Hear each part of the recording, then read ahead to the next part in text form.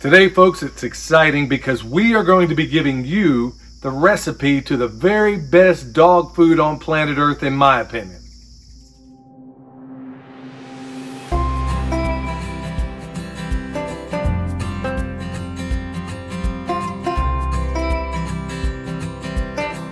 Hey, what's up? This is Billy, the permaculture pimp daddy from Perma Pastures Farm.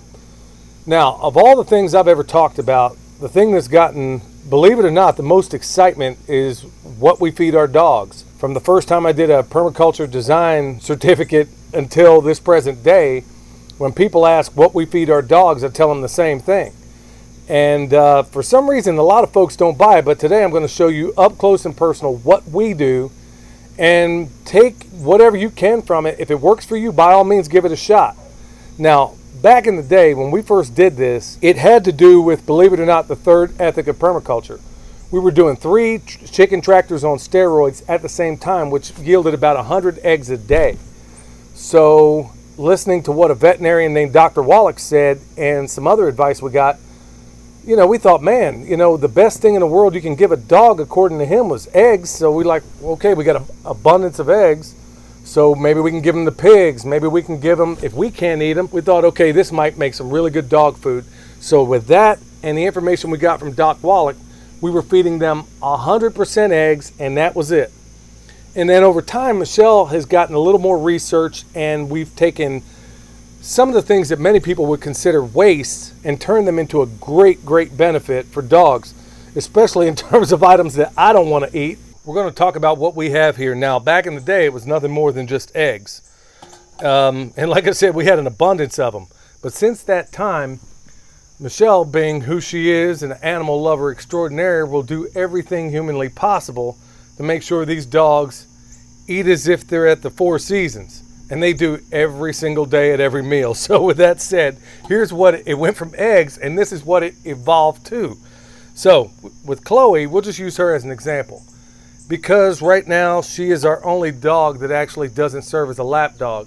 So if the son of Sam were to come in this place looking to whack somebody, Chloe's the only one that would take your arm off. The other two would be like, come on in.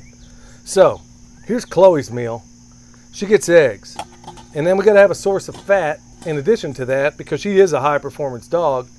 She gets, we give her animal fat if we can, and then when we can't, we use butter. And then leftovers that we may have from some of the things that Michelle made, like she made this bomb dinner tonight, and she had chicken skins left over. That'll go in here too.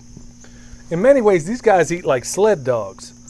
Okay, here's the fun part. This is beef liver, and a lot of it. They get a little bit of this every day, and what that provides, if you watch any wild animal on, let's say, Mutual of Omaha's Wild Kingdom, the first thing they do, the alpha, will go in there, eat all the organ meat, because that's where all the minerals and nutrients are. Okay, so if they didn't get enough through that, they get in Chloe's case, because she's a smaller dog, a large dog should get about 1/4 teaspoon of kelp. But she's about half that size, so we give her about 1/8 of a teaspoon of kelp. It's amazing how many things around here. In fact, every animal on this place gets kelp. Chickens, pigs, sheep, it doesn't matter. They all get kelp. Very, very rich in everything they need, all the minerals. But you want to be sparing with it. Now, here's the pièce de résistance, the chicken feet juice. When we butchered our chickens, all the feet, we put them in bags. And she got the skins off of them, then she put them in a slow cooker and made this little elixir here that we have, which is the cat's meow, or the chicken's, the chicken's meow, whatever it is. This goes in addition to all that. So let's just go ahead and mix all this stuff up.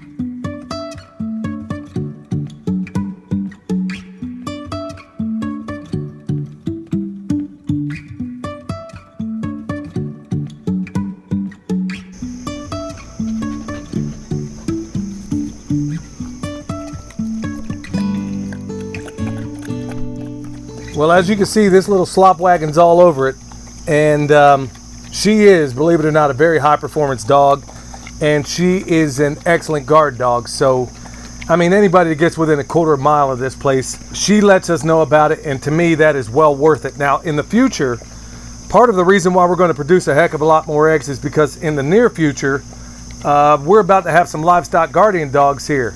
And you better believe the next dog that comes on this property will be named by me. We got this one named Chloe. We got Opal. Yeah. How do you stop any would-be attacker from coming after you when you got a dog named Opal and the other one's name is Nala? So I'll be naming the next one, which is probably going to be a Great Pyrenees. But anyway, folks, this is how we roll. Here's the way we feed our dogs. And it's in accordance with the third permaculture ethic. So I feel even better about it. So until next time, folks, this is Billy on behalf of Chloe, who now is licking William's dish.